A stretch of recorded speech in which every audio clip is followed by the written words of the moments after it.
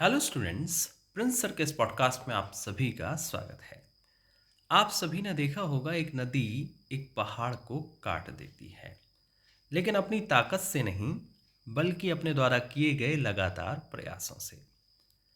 कोई भी लक्ष्य इंसान के संघर्ष से बड़ा नहीं। हारा वही जो लड़ा नहीं। बढ़ता वही है जो बदलता है। शुरुआत सपने देखने से होती है। और ऐसा ही एक सपना आप सभी अभ्यर्थियों ने कई सालों पहले प्रिंस सर के साथ मिलकर देखा था। प्रिंस सर के मार्गदर्शन में आप सभी अभ्यर्थियों ने लगातार जुड़कर संघर्ष किया, अपना समय दिया। यहाँ तक कि आपने माननीय उच्च न्यायालय, उच्चतम न्यायालय का भी दरवाज़ा खटखटाया और अब एमपीपीएससी ने उस संघर्ष के परिणाम स्वरूप कुछ सकारात्मक बदलाव किए हैं। क्या हैं ये अहम बदलाव, इसकी चर्चा करेंगे। इससे पहले आप सभी को बता दें कि आने वाली सभी परीक्षाओं के लिए आप हमारे नंबर 9685570712 पर व्हाट्सएप करिए। यही हमारा कॉन्टैक्ट नंबर है। यहाँ पर व्हाट्सएप करना है, जो भी इंक्वायरी है, जो भी जानकारी है, यहाँ पर आप मैसेज करिए, आपको मिल जाएगी। आने वाली सभी परीक्षाएं, चाहे वो मेंस हो, प्रीलिम्स हो, इंटरव्यू हो, सभी के नोट्स हिंदी और अंग्रेजी माध्यम में उपलब्ध है। प्रिंस सर का मार्गदर्शन प्राप्त करें, बात करें। चलिए शुरू करते हैं आज का अपना ये वीडियो। आपके सभी प्रश्नों के जवाब देने की कोशिश करेंगे। आप सभी अभ्यर्थियों ने देखा ही होगा, जिसके वीडियोस आप सभी जानते हैं यूट्यूब चैनल पर हमारे उपलब्ध हैं।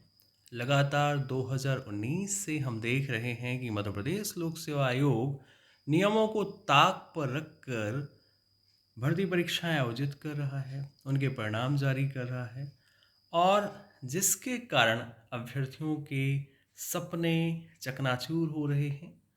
वे अभ्यर्थी जो कि 20-25 साल की उम्र में लोक सेवा आयोग की तैयारी शुरू करते हैं या फिर परीक्षाएं देते हैं, वो आज आप कह सकते हैं कि लगातार 4-5 सालों के बाद भी एक नौकरी के लिए, अपना सपना पूरा करने के लिए तरस रहे हैं। 2019 से ही लगातार एमपीपीएससी के द्वारा जो गलत नियमों से परीक्षाएं की जा रही हैं, जो परिणाम जारी किए जा रहे हैं, उनके खिलाफ हम आप सभी अभ्यर्थियों के साथ मिलकर संघर्षरत हैं। और उसी का परिणाम है कि मध्य प्रदेश लोक सेवा आयोग ने एक सकारात्मक पहल की है, जिसका हम स्वागत करते हैं। आप सभी को पता ही है कि लगातार पिछले कई सालों से जो प्रश्न पत्र एमपीपीएससी यानी कि मध्य प्रदेश लोक सेवा आयोग के द्वारा तैयार किया जाता है, खासकर जो परीक्षाएं होती हैं, प्रीलिम्स की जो परीक्षाएं होती हैं, उनमें आप सभी देखते हैं कि कुछ ऐसे 2-3-4 प्रश्न होते हैं जिनको आयोग के द्वारा डिलीट कर दिया जाता है। अब ऐसे प्रश्नों को डिलीट करने से उन अभ्यर्थियों का सबसे ज़्यादा नुकसान होता है जो कि यह मानकर उन प्रश्नों के उत्तर जो है सही करके आते हैं, या उनके ऑप्शंस जो है फिल करके आते हैं जो उन्होंने पढ़ा है, लेकिन बाद में आयोग उनको खारिज कर देता है। उनके तथ्यों को, उनके प्रमाणों को खारिज करके उन प्रश्नों को डिलीट कर देता है। तो आयोग ने क्या किया है, फॉर एग्जांपल जैसे अभी जो हमारी एमपीपीएससी प्रीलिम्स 2022 हुई है, उसमें जो भारत छोड़ो आंदोलन जैसा प्रश्न है, जिसमें 9 अगस्त जो उत्तर अभ्यर्थियों ने लिखा है, जो फिल किया है, वो अभ्यर्थियों की कई किताबों में, कई आप कह सकते हैं ऐसे ऑथेंटिक सोर्सेज में सही होने के बावजूद भी आयोग ने सही नहीं माना। पुनः उच्च न्यायालय का रुख करना पड़ा, और ये पहली बार नहीं है।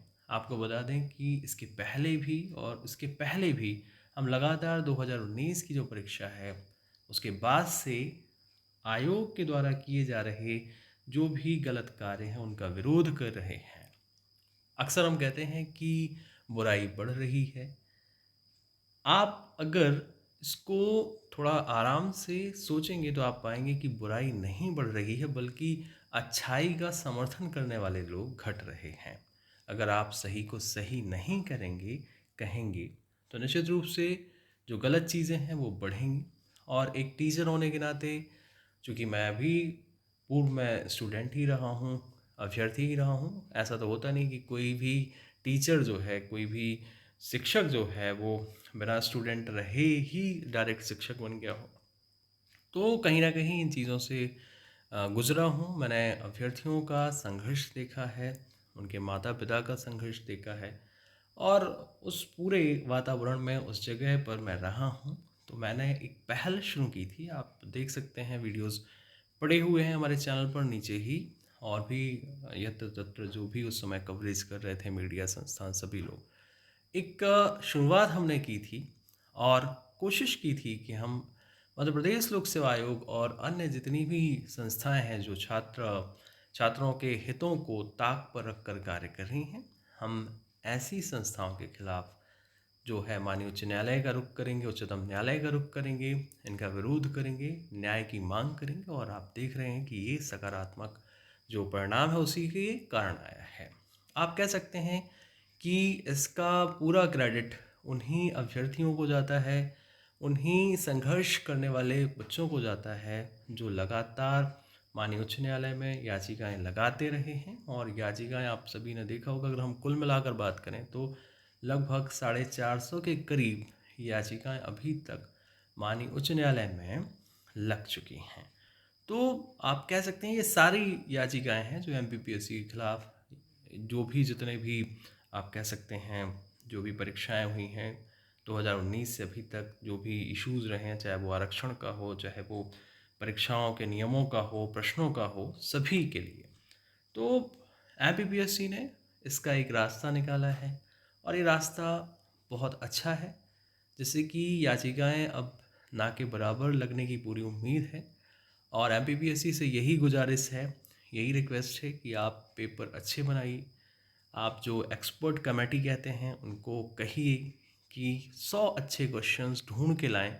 इजीली मिल जाएंगे, बिकॉज़ हम लोग तो हज़ारों क्वेश्चंस टेस्ट सीरीज़ में सेट करते हैं और शायद एक दो क्वेश्चंस ही कभी इक्का दुक्का क्वेश्चंस गलत हो जाते होंगे।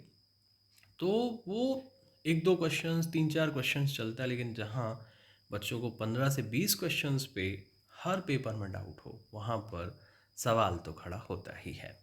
तो आप सभी अभ्यर्थी, और भी कई सारे प्रश्न आपने पूछे हैं, जैसे कि प्रीलिम्स 2023 कब होगा, तो आपको बताते हैं।